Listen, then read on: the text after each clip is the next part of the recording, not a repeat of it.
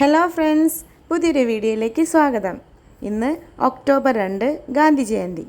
മഹാത്മാഗാന്ധി നമ്മുടെ രാഷ്ട്രപിതാവ് 1869 ഒക്ടോബർ 2 ഗുജറാത്തിലെ പോർബന്തറിൽ ജനിച്ചു.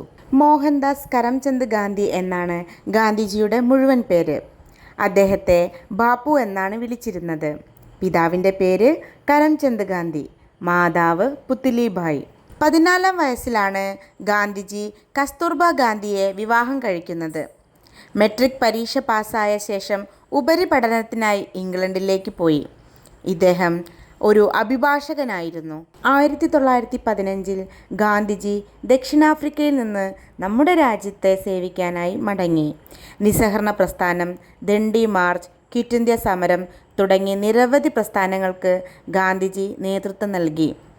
ഗാന്ധിജിയുടെ ജന്മദിനമായ ഇന്ന് നമ്മളേവരും ഗാന്ധി ജയന്തിയായി ആഘോഷിക്കുന്നു. ഗാന്ധി ജയന്തിക്ക് നമ്മളേവരും ചെയ്യുന്നത് സേവനവാരമാണ്.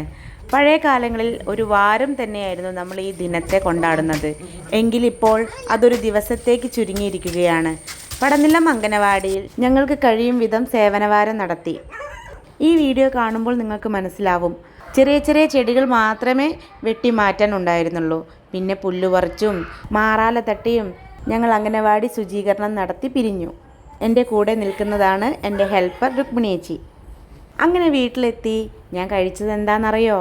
നല്ല ചൂട് കഞ്ഞിയും തൈരും പച്ചമുളകും ചമ്മന്തിയും കപ്പപ്പുഴുക്കും കൂന്തൽ റോസ്റ്റും. അപ്പോൾ വീഡിയോ ഇഷ്ടപ്പെട്ടാൽ ലൈക്ക് ചെയ്യുക, കമൻറ്റ് ചെയ്യുക, സബ്സ്ക്രൈബ് ചെയ്യുക. അടുത്ത വീഡിയോ കാണാം. ബായ്.